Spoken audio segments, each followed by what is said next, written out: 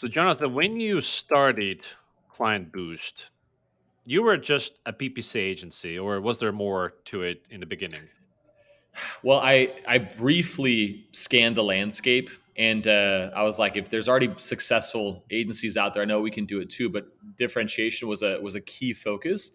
So our first two hires were designers, and we decided to do the PPC and CRO combo, like just focusing on landing pages to begin with. But that was a very uncommon decision, I think, because we cared a lot about the way that we looked ourselves, the branding and the design too. But that was the beginning of it, yeah. And when did you decide that that's not enough, or you want to be more things? Yeah. So early on, it's funny. I left a previous agency that I co-founded in Utah and came back to Southern California. And I was like, I'm kind of burned out by the client stuff. I don't want to do that anymore. I'm going to focus on building software. I want to use some of the revenue from the agency to then funnel over to that. But then within like the first 6 months of us being in existence, I think we were achieving 60,000 MRR, 60,000 US dollars. And I was like, it's kind of silly to not focus on this and keep, striking while the iron is hot. And at that point, I was managing everything of that MRR, doing the account management, doing the marketing, doing the sales for us, the design, QC process and all that kind of stuff. And I could have been happy. I could have been very profitable. But I, as human nature can sometimes be, I was a little bit greedy and wanted more. And so wanted to keep growing from that point on. And so, how did you come to the decision, or how did you decide how to get bigger? I think from day one, we focused. I was telling my first hire, a designer, I was like, look, we have 6 months of runway of like payroll that I can basically pay you. If we get no clients, I don't care. I want to focus on design and I want to focus on content. I want to scratch as many backs as I possibly can with our blog posts at that time, for example. And we just kept publishing and we learned a ton too. A lot of it was regurgitation. But then after we kind of saw that snowball effect start happening and the organic traffic growing and more leads coming in, it was like let's keep adding more fire to the oven, so to speak. And that's what we've been doing ever since. So there's so many PPC, landing page design, CRO agencies. Yeah. All of them, or almost all of them, have a blog. They do conference talking, and they're on Yep. social media. They do all these things. And Yep. so, if we go by like survivorship bias, I mean, they also should be really big and successful, but mostly small. So, Sure. what did you guys specifically do differently, or more boldly, or whatever, than most Yeah. other companies out there? It's a great question. Obviously, I don't have the inside scoop on a lot of other agencies, let's say acquisition channels. I know from a lot of talking and having conversations with them that most of them still rely on, referrals or their network, and that gets exhausted relatively quickly. So even if they do the content marketing, it doesn't mean that they're good at the content marketing. It doesn't mean that they're ranking. It doesn't mean that they're getting that organic traffic and turning into leads, obviously. So we've been always focusing on doing that and seeing what we can do to squeeze more out of what we're already doing too. And it's leading us to systematize everything within KB, specifically the marketing. So like our intros, we have a certain system for the pop-ups, like all those kind of things. Like we keep testing. And I think a lot of agencies suffer from, they're so busy with their clients that they can't be consistent with their own marketing. So you take that as one thing, continuing to do what works and doubling down on it, creating more content, increasing the quality. But then we also have things like our design, like our cartoon style is very Hmm. unique. And a lot of Yeah. people will like glance over that and be annoyed with it. But then the feedback that we get of the clients that we actually do have are, that was a breath of fresh air. That was interesting because you guys don't look like the cookie cutter agency out there too. So little things like that from a first impression perspective, I think are really important.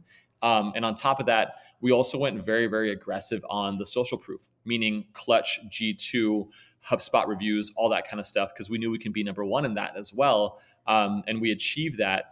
And it was actually funny because we're going head to head with my previous agency that was like number one on Clutch as well too. So all of those things just for me, help us build our moat from a first impression perspective. And those things were very important. Same thing with our case studies. We have like over 300 of those. So yeah. So are you saying that most of your leads still come through organic search and then capturing Yeah. emails and So 3 out of the top 5 customer journeys that we have are organic influenced. how much blog traffic are you getting to feed your 20 million revenue? Let's see. I think it's actually not that high. From organic, we might be hitting like 30 to 40,000 organic visitors per month, and then obviously there's like the referral and direct. We have a abnormally high amount of reoccurring traffic that comes back and visits from a B2B perspective. That's not common. So I don't know why that is, but that's about like where we are organically right now. Yeah, so that's not, crazy amounts. It's No. very attainable for most people out there. So are you just converting those leads better, or is your content more bottom of the funnel? So these are more, you know, It's mm, it's funny you ask. I literally don't have a strategy for it. I just try to do everything. And it's the same thing. Why like we aren't like in a specific niche either. Like we have a variety of case studies that kind of like fit all types of companies, which counterintuitively a lot of people would recommend not doing. But we have like a standard point 0.7 like not even standard, maybe even lower perhaps, like of a 0.75% conversion rate. But then we have like a lot of direct conversions. We have a lot of the people that like, hey, I heard you on that podcast or read your guest post 3 years ago and knew, and now I got another job. One example of that, funny enough, with you and me was a person who signed up for your CXL course, mhm. saw the Google Ads portion that I was coaching, got a job at Bloomberg, and then Bloomberg became our client and like the biggest client that we've ever had. And like, Boom. what kind of like attribution is that, right? Wild. Totally, So yeah. those things happen a lot where we just can't track it. So part of me is like, I'm gonna exhaust everything that I can track. And then as soon as I'm kind of done with that, like I'm gonna spend a lot more time in brand. I'm gonna spend a lot more time in experiences and doing that instead too. And I think that keeps extending our lead and makes things unfair for us.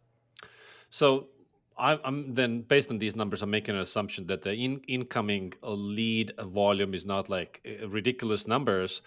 Then that means that you must be doing other things on the flip side. So once you convert them, how long do you retain them? What's your typical Yeah. ACV, and what are you doing to increase your net revenue retention there? So I'll tell you. So right now we get like we initially started allowing everything to come through, but since then we've have stopped like allowing Gmail's personal emails come through. We only track a few certain things. So we have like nearly 200 MQLs per month that we get coming through. Our goal on the sales team is to convert half of those into opportunity calls and then close half of those as well too. So out of the 200 initially, we want to close about 50 of them as clients, for example. So that's still a decent amount per month. Totally. We're not there obviously, but like we're getting there and making progress towards it. And so, Go so, ahead. so these are the ones who fill out your get my marketing plan CTA on your site. Correct. Yep. Exactly. Okay. And so tell me more about the ACV and retention. So our tenure is honestly not the greatest. We have like I think on average like 8 months that we keep a client. Mhm. We sometimes have months where like we lose 10% of our clientele. There's a lot of things where everything has been getting better and better in the marketing and sales side, but like ops has been like the bigger beast of more moving parts and harder to optimize and get better. But it's a big focus that we have right now, and you see it as part of our vivid vision that we put together too. Like what are we actually doing? So we talked about this in the past too. Like we are systematizing everything and we are Mhm. tracking everything, and we're coming out with this thing called God View internally that is very similar to how professional athletes watch game film, right? And helping our team be better at the retention, but also just asking our clients like what could be better for them. We don't need to make it more complex sometimes, you know. Well, tell me more about that God view that you have, and also like, can you quantify the impact improvements in operations had on your business? Are you now Yeah. able to serve more clients, or what happened? Yeah. So yes to both. So one thing that happens a lot in service-based businesses is that very simple example, like you'll have two people in the same role, but they do things completely differently, right? And it's kind of like the same thing of giving somebody a recipe to bake a cake. One person takes an hour to do it, the other person takes, 15 minutes to do it, right? What are we doing internally to help everybody learn how to do things in 15 minutes, not to overburden them or stress them out or give them more work, but just like to relieve stress. Because if there's a certain output that we expect, and we had that expectation for both those people, but one person just chronically takes longer to do them, that person's going to be stressed out. So what we've been working on has been creating this internal academy and creating all these systems. And we call them diamond standard systems, which just sounds better than gold standard. But the other reason why is because we had this rapid feedback process where we actually incentivize people internally to give feedback on how to make things better. And we treat that as almost like a polish to the diamond to make it brighter and brighter. But in that system, in that diamond, we basically have the fastest and most effective way of doing that one thing. And then once we established and gotten consensus that that is the best way to do it, we then create the training around it. We require the retention proof to be shown, that like somebody can't just read it or watch a video and be like, that's cool, I know how to do this. They actually need to show us that they can do that within that time frame. And then starts the game film process. Like we track things then and make sure everybody stays consistently doing it. And if somebody has a feedback that they want to do differently, as long as it improves things by making it faster, more effective, or simpler for that matter, we take that internally, almost like a software update, without being software, obviously, and then roll out that training to all our people to go through and then start the process again. So it's something that we've like toed around with, hoping that people would just get it or people would just, learn as they go. But we found that it's better to just have like a lowest common denominator attitude and somewhat spoon feed people, not because they can't figure it out, but like everybody has different priorities. Everybody has different strengths to help them out. And it's been tremendous so far seeing the results of that. Yeah, that sounds awesome, man. What other things behind the scenes have you been cooking up to that contribute to your fast growth? I think it might sound weird, but like we have and I might sound biased coming from me, obviously, but like we have a deep sense of caring about the values that we have as a company. And we act on them a lot. I think a lot of companies fall short when they have a vision statement or mission statement and values, and like they're like, hey, nobody really acts this. So we track happiness, for example, internally. And one of my the number one goal I have at KlientBoost's is 100% happiness. And we track this via anonymous surveys in Gusto, which is our salary platform right now. And it's a very lofty, aggressive goal to have because, I guess all over the board, happiness is very low for all jobs, especially now too. But we're hovering around like 90 to 95% every single month. And I'm like, well, can we talk to that person who's obviously anonymous? Can we get them to tell us like what we can do better? And what we found is that some people might not align with the values. They're not going to be here that long. But the people who do, there's no reason why they couldn't be, 100% happiness.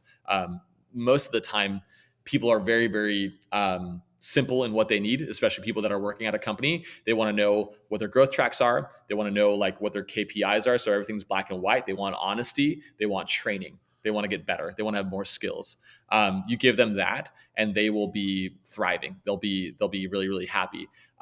So one of the things that I think will differentiate us that we've kind of loosely not had a focus on, but it still helped us, has been like that focus on our people and really like literally everybody says like the people are the biggest asset, but how do they actually do that through the things I just listed? That's going to be the mark for how we get to the next level for us.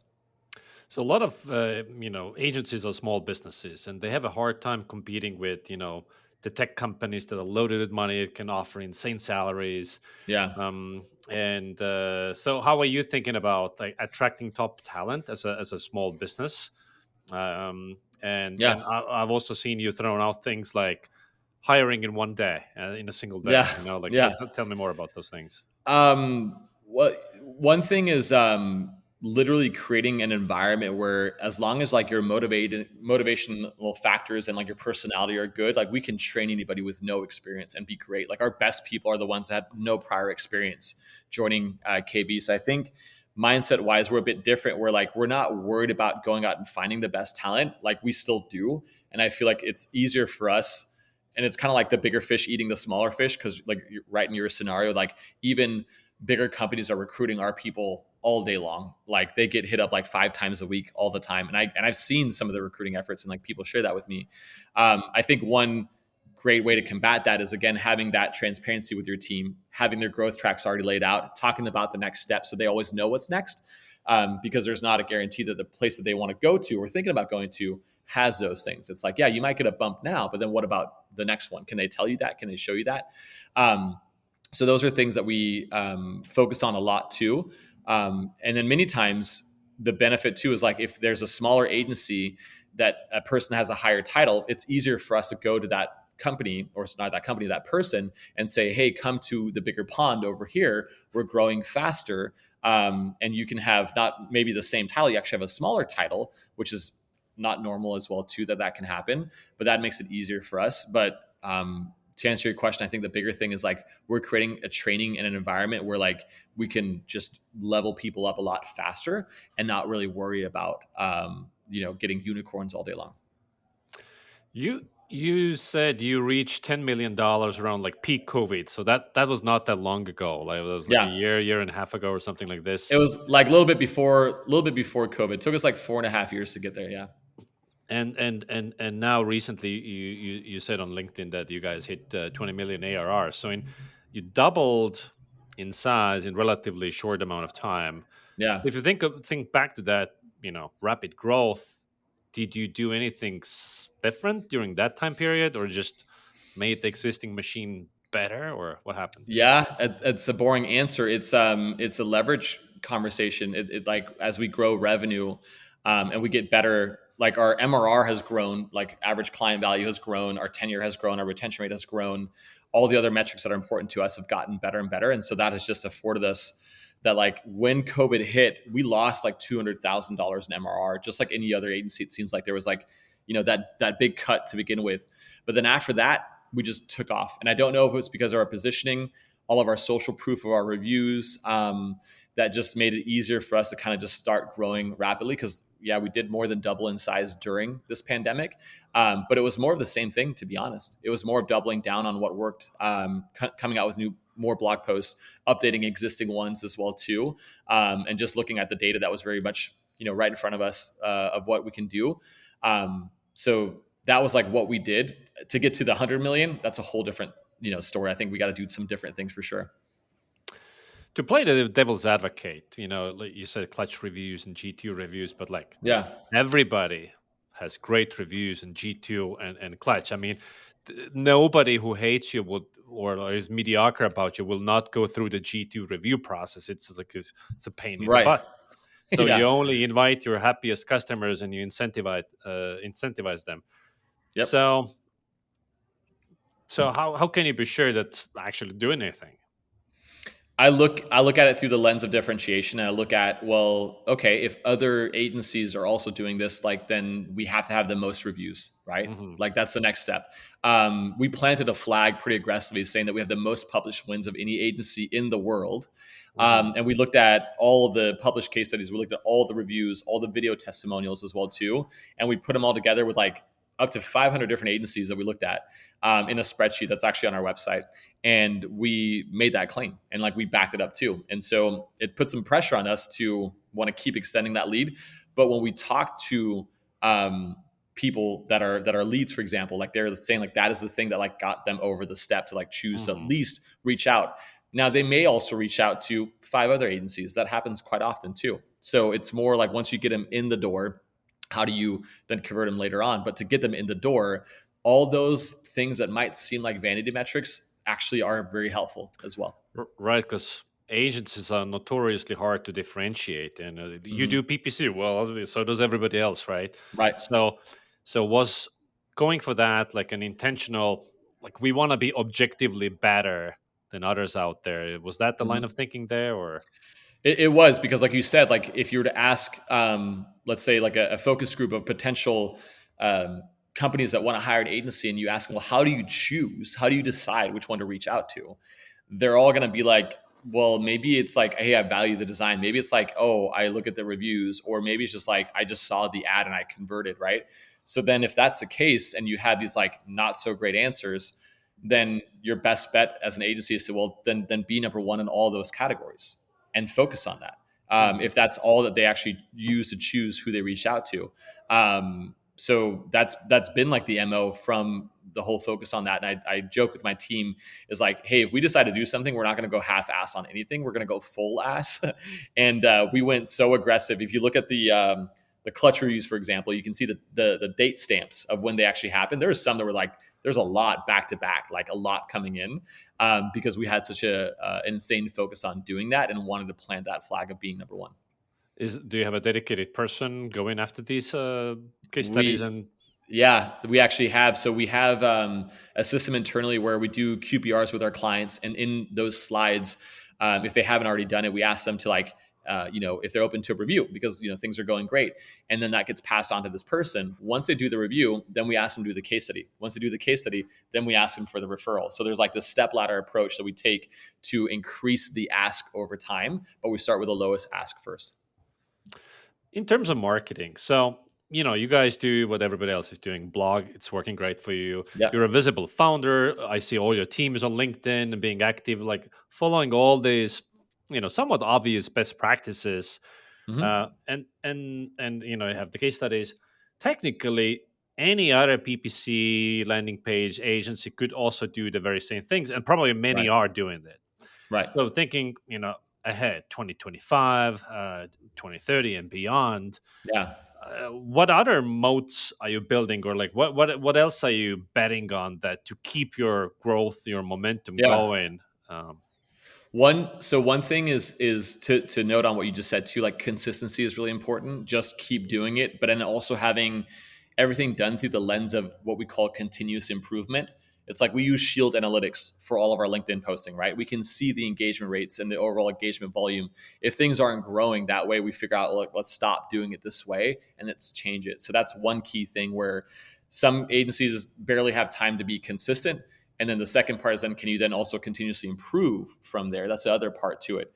The third part in my mind, like you said, with the 2025 looking in the future, is building other acquisition channels. And for us, it's like we're doing a decent amount on paid advertising ourselves too right now. Working with a lot of other, let's say, SaaS partnerships that we want to be in with, because a lot of SaaS partnerships, and especially in the MarTech world, they have the software, but they don't have the implementation. They don't have the ongoing maintenance of that too. So partners like Clearbit are really going to be important to us in the future too. But then we also look at other like types of content. I want to dominate YouTube on every single thing that we dominate on from a blog perspective. I want to dominate, which is much harder, but podcasting. And some of these just as well too have a lot of positive ripple effects for recruiting and for hiring too. So those all-stars, those unicorns that you mentioned too, they come through. We had a person that was at a bigger agency that where the VP of that agency actually left and started another agency and wanted to recruit that person that's talking to us and has a relationship already established. But because they heard some Boost Sauce podcast in the past, because we stopped that when COVID happened, they really like that. And like that struck a chord with them. So I'm like, oh shit, like those little things, who could fucking track that, right? So you have this like, I hate to use the word synergies, but like one thing influences the other. And so for us, it's like doing more content, having more fun with it too. I think one key thing that we're looking at is we have a marketing goal of eventually having like a Netflix series, kind of like Headspace does with meditation, and showing people how everything in life is marketing. The way you dress, the way you talk, the way you write, like all of those things are presenting you in a better light that you think is helping you out or not, you don't know. But like that's kind of like a North Star for us. Like we want to get to that level where we have like mainstream B2C marketing, like media empire kind of stuff. And I think that when we dream that big and we keep raising the bar the way that we have been doing, and like what you're seeing today isn't even anywhere near close to where we want to be, that's going to make it much easier for us to get to where we want to go, because we feel like the bar is very low compared to other agencies too. you guys recently did this vivid vision exercise, setting goals for 2025, and also Yeah. working out like a rough plan how to get there. Can Yeah. you tell me about that? Yeah, so we basically did the math. We created this Google Sheet calculator that basically would show like if these different teams within Client Boost, like marketing, sales, and operations, for example, were achieving these minimums consistently, how long would it take for us to get to 100 million annual recurring revenue run rate? And so what we did was we figured out that it would take us 300 MQLs on the marketing side. it would take like that 50-50 conversion rate on the sales side, meaning 50% of the MQLs turned into SQLs, and then 50% of the SQLs were closed. And then ops has a 97% retention rate, average client value of $10,000. And there was one other metric I forgot. But anyways, if those three teams achieve those things, it would, at the longest time, if they then stay consistently, take us 10 months from that point to reach 100 million ARR, because the growth rate month over month would just take care of itself at that point. So it was very helpful for us to not just have a vision statement, but then to say like, well, how are we going to achieve that? Like, how are we going to get that? And obviously our vision statement is, well, once we achieve that, like we're going to set a new one and it's going to keep helping us propel to that point. But it was very helpful to kind of just like do the math and say, what are we aiming towards and how are we helping each other, achieve those things? And one key thing we did was we decided to raise the bar on qualification from a sales perspective, to not just have anybody come through that was like a solopreneur or things that we've done in the past that just weren't good fits. So we had new quality filters put in, which then helps ops achieve their goal with retention, because economics wise, like those things need to matter and things like that too. So it was a very, very eye-opening exercise to do that. So you started with the end in mind, like 100 million goal. You Yeah. worked backwards. What are the conversion numbers? What do the funnel metrics need to look like? And then also Yep. you can kind of calculate how many people you'll need to service all these clients. And Yep. so you know how many people you're going to need to onboard, train, and hire over the next 3 to 4 years. Exactly. Exactly. We have 500 people from the 120 or so that we are now. And that was really important for the people on the team to see, because it shows them the open seats, that are in the future as well too, like what are part of their growth tracks as well. So it was all tied together. We also put in our social impact work that we care a lot about, our BLM focus.